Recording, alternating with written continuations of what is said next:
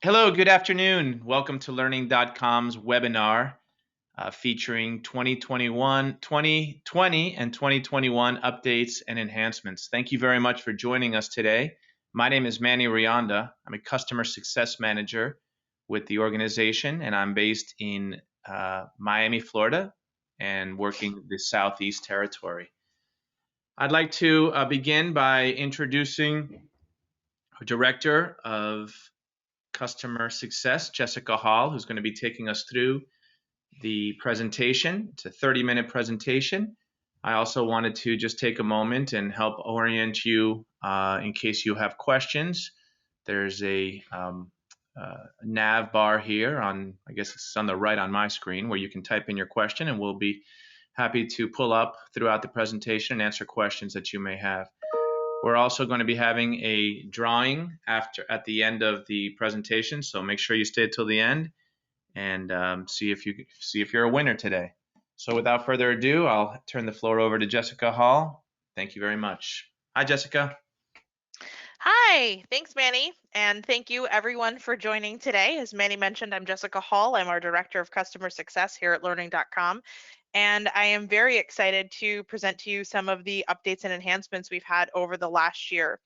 So really briefly, before we get started, I do just want to let you know the agenda for today is a little bit about who we are, and then we'll go directly into all of the updates we've made so far this school year from back to school forward and what we have planned for the rest of the year, and then we'll take some questions towards the end.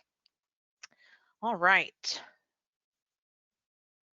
So for those of you on the phone, hopefully you're familiar with Learning.com, but just in case you're not, Learning.com is an organization with a mission focused solely on helping students, teachers, and schools excel in a digital world. And that's pretty big, but we have been around for 22 years now. We were founded in 1999. We serve 1 in 6 school districts here in the US, as well as additional school districts internationally.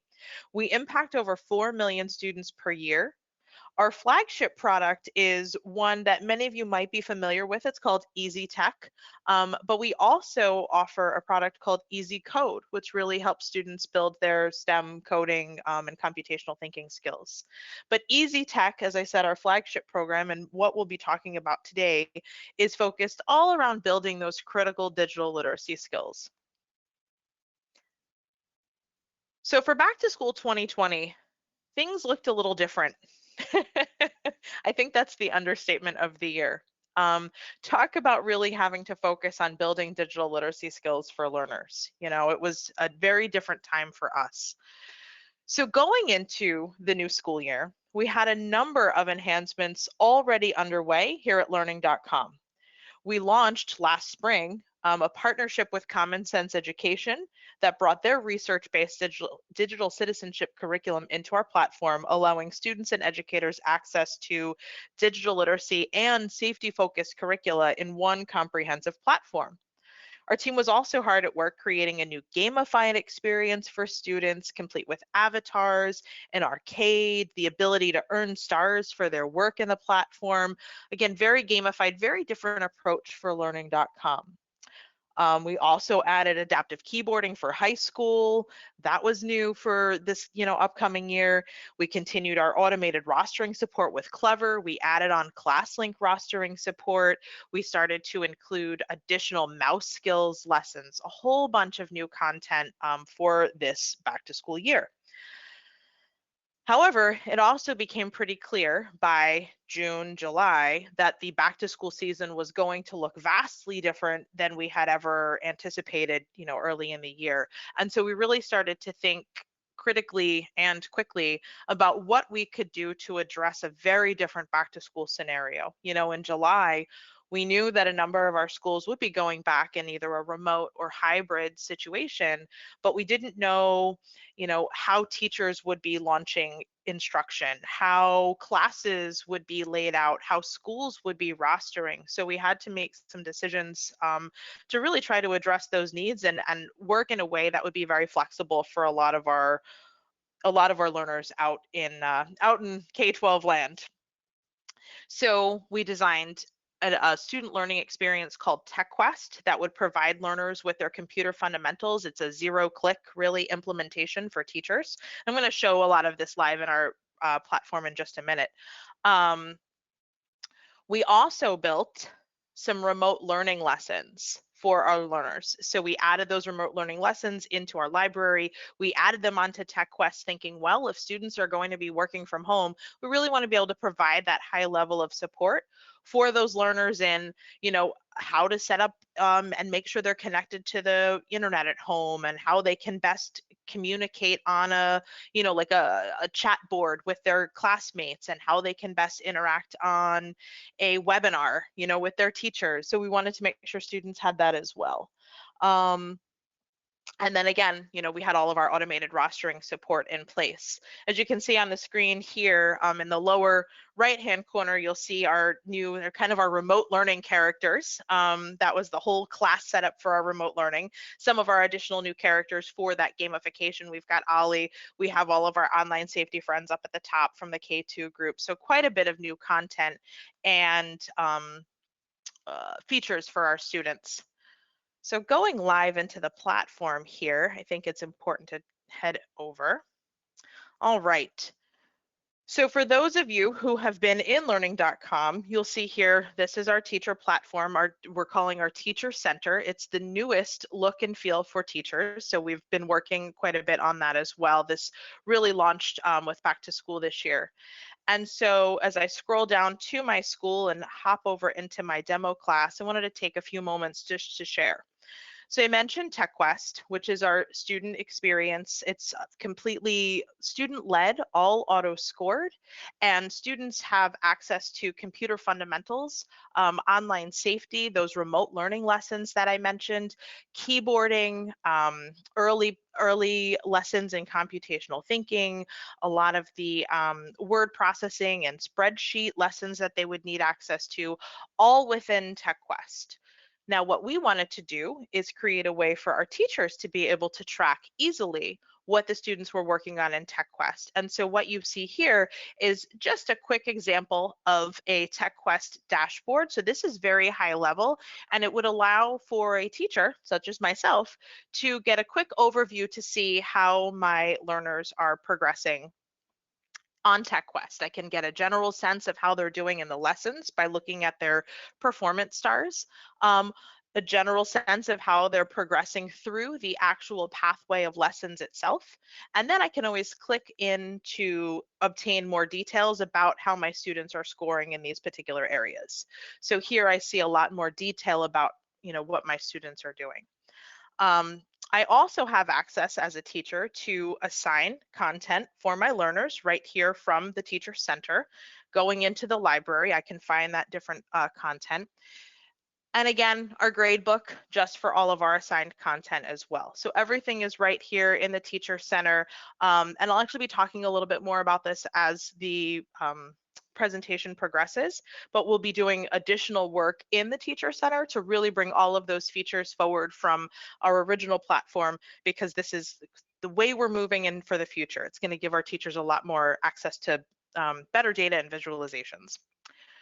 So going into assignments, I commented that we brought on a partnership with Common Sense Education. And I added a couple of lessons here to my assignment list for my students. So one I have here, keeping games fun and friendly, which is a discussion, but then also a student video. So not only did we add all of that wonderful Common Sense Education discussion content with the lesson plans and the extension exercises, but we also added their slew of student videos that correlate with those lessons. So you can have both a really rich discussion with your learners, but you can also assign them some of that student video content that they can access on their own, either in a classroom or even in an asynchronous model. So your students have access to that as well. So we added all of that. I mentioned, I think briefly, we added some additional lessons for the grade levels of K to 2. We have some new intro to pointer devices, and pointers in making choices. We really wanted to make sure that we were reinforcing our learners in using the mouse, the trackpad, and the touch screen, whatever device that they have access to. And so they have both lessons and games where there's a click skill and then there's drag and drop skill. So we're really trying to lean into that for our youngest learners to help build their skill set there. Critter Catch is one of the games, and I'll show that from the student side. And then finally, as I mentioned here, the remote learning lessons. So commenting in the virtual classroom meetings, netiquette in online communication, and troubleshooting basics for online learning. Those were the 4 key concepts that really came up to us from a lot of questions and feedback from customers about how we could best support their learners in a remote learning situation. And so students have access to all of that content. Again, it's all student-led, it's auto-scored. It just provides a really rich foundation for our learners as they're getting started with remote learning. Well, at this point, we're 6 months into it, but in the fall when they were getting started. So moving to the student experience, as I mentioned, we moved to a much different look and feel for our learners for the beginning of the year. And this was already underway and had launched prior to adjusting for remote and hybrid learning. We've developed a very, very engaging gamified student experience for our learners. As I mentioned, they get to select an avatar. They earn stars as they make their way through the lessons. There's an arcade for them to go to work on keyboarding. It's a place where they can go back frequently and again earn stars when they're in working on their keyboarding lessons. But it allows for a much different experience than our students had before. And we've gotten some great feedback from our students on that. So here in this particular path, I've laid out, this is the content from my class that I've assigned content for these learners. So you see each lesson is its own stepping stone. I have this path set as an open path so my students can move around as they see fit. You have the same controls that you've had as teachers in the past where you can either have the path set so that your students have to complete one lesson after another, or you can have it open such as this one is here. Critter Catch is our latest mouse skills game, which I'll pop open in just a moment. But I did want to call out with our remote learning lessons, we also launched a significant amount of printable support for our students. Different tips, different checklists, helpful tricks so they could really be successful in remote learning. And these resources were designed with students in mind, but also with parents to help our students and parents work together to set up a remote learning situation that would be conducive for their optimal learning, if you will. So students have access to download all of these different documents and print them.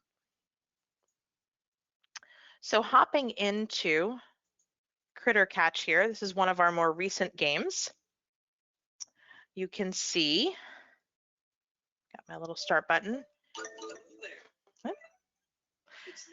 I don't know if you'll be able to hear the sound, but that's fine. We'll just get to the Critter Catch. So this is a game designed to really help students build their click skill using the mouse, trackpad, or touchscreen.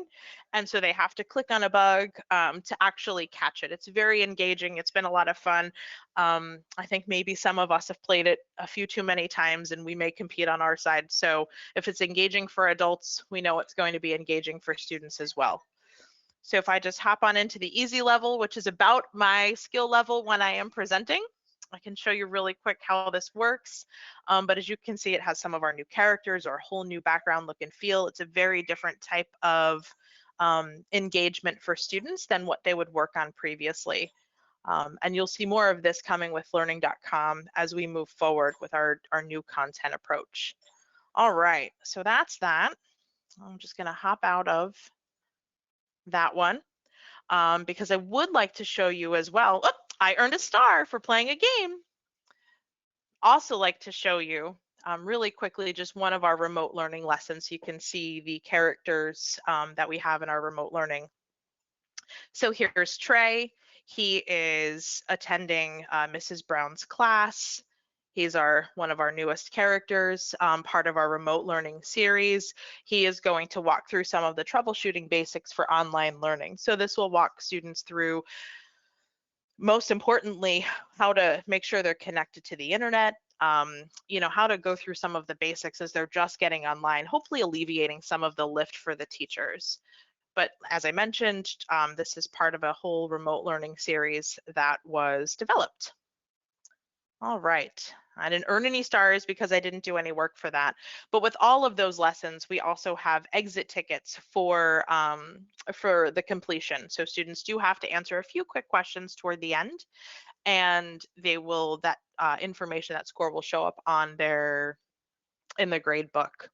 Finally, before I move on from all of our updates for Back to School 2020, I do want to share, we do have, whoops, let me hop on here. Oh goodness. Well, we do have our new adaptive keyboarding for high school. And as you can see, it's a museum feature.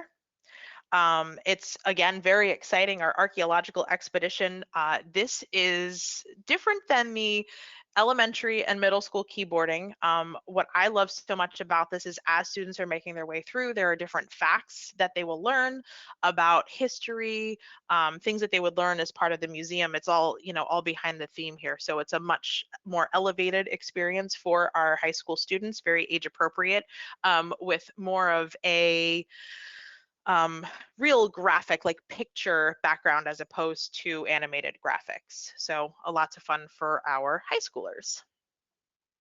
All right, now hopping over back to my presentation briefly here. Okay.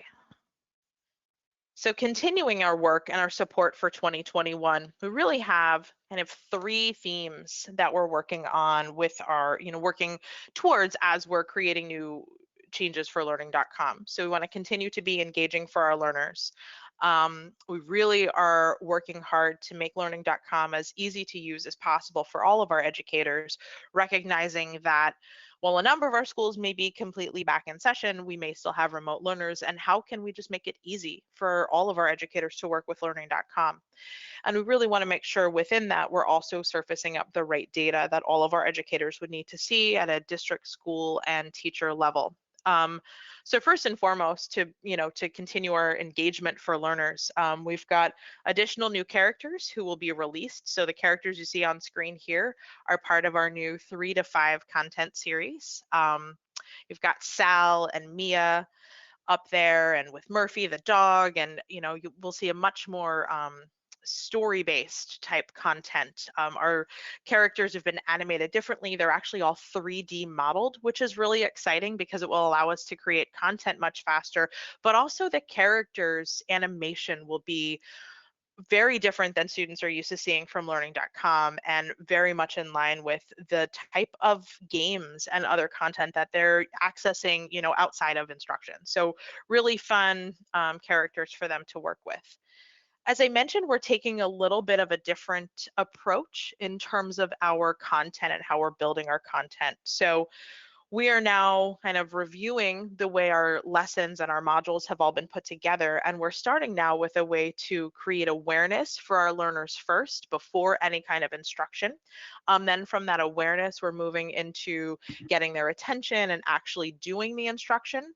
Then we want them to demonstrate that, or we'll demonstrate for them how that particular concept works. We'll ask for them to demonstrate that back in first some interactive practice, and then allow for extension exercises for students to really be able to apply that learning in a real world scenario.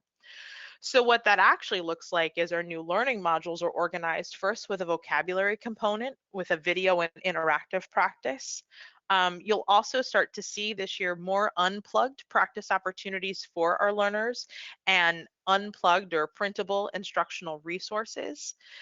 Again, a lot of the lessons learned from this past year, even in the best scenarios, students still may not have 100% access all the time. And so we want to ensure that if our students don't have access to a device or don't have consistent access to the internet, how can we best support them going forward? And so that has really generated the ideas for all of the unplugged practice components and printable instructional resources for our learners. So you'll see that both in the vocabulary component and then in the instructional component. So Whereas our lessons before were sort of all one piece, now we're actually breaking them out into different components for our learners. The instructional video will be very story-based in nature, very relevant for students in, as appropriate by grade. Also adding in a lot of those social emotional learning connections so students can really resonate with the characters.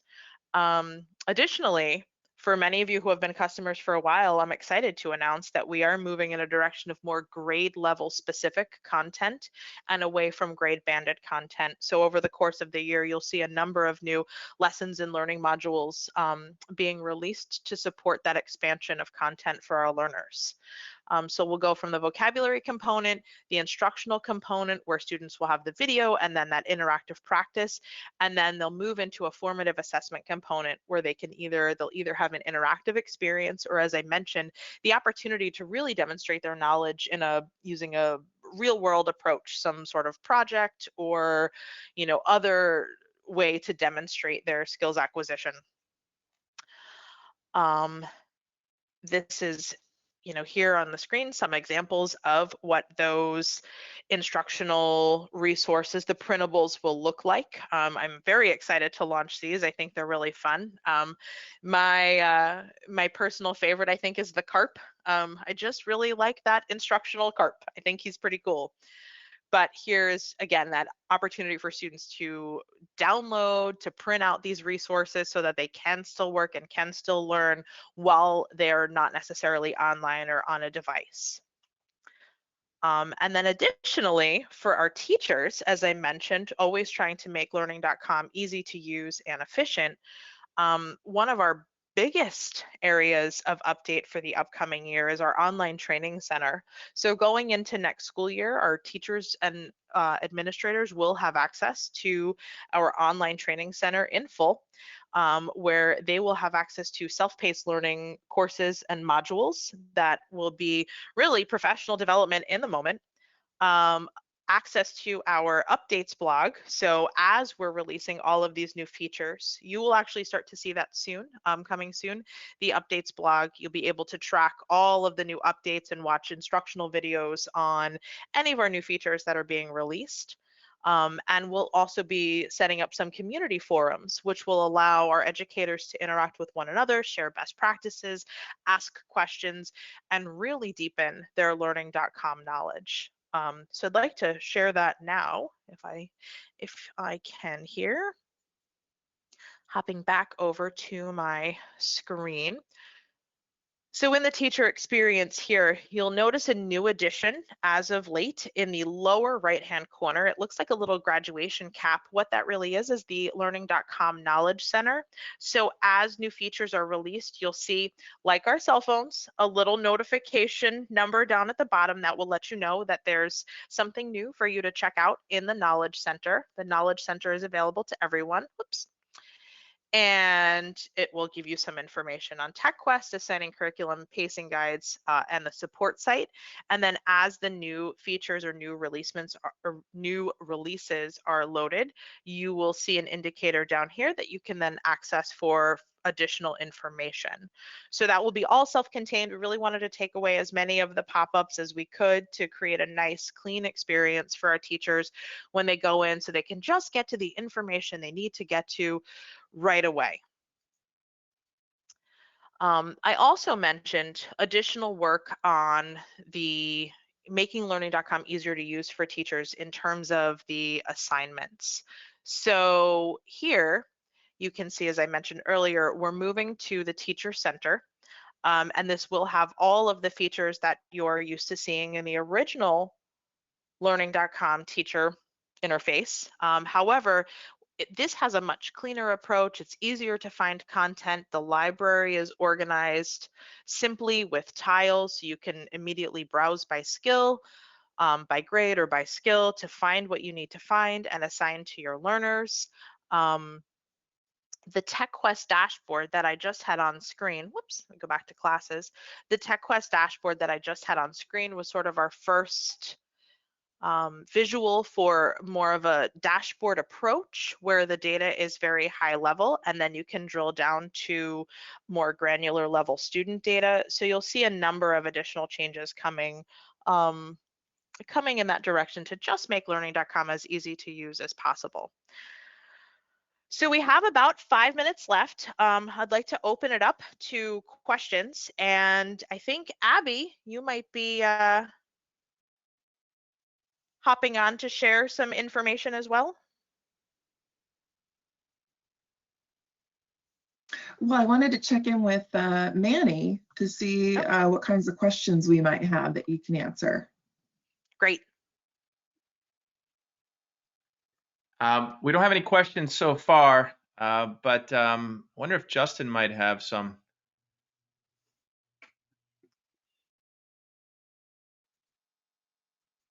Yeah, do we have any best practices once these come out for the districts that are using us? Best practices in terms of launching all of the new features? Yeah, correct. Yeah. Okay. Yep.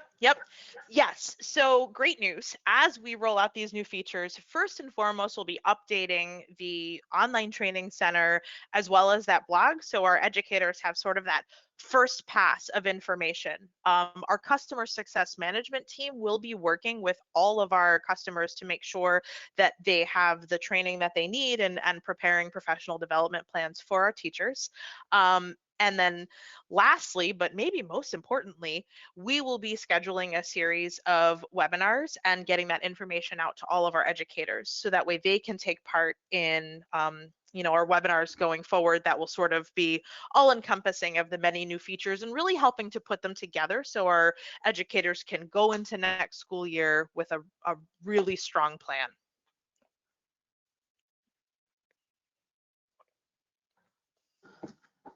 One more question. If anybody's interested in learning more about Easy Tech, who should they reach out to? Sure. So I can actually hop on over. So our best contact will be Manny, who introduced me. He can be reached at mrianda@learning.com. And if you're not in the Florida area and you know your customer success manager who you work with, you can reach out to them, or you can just go ahead and reach out to Manny and he will put you in touch with the right person at Learning.com.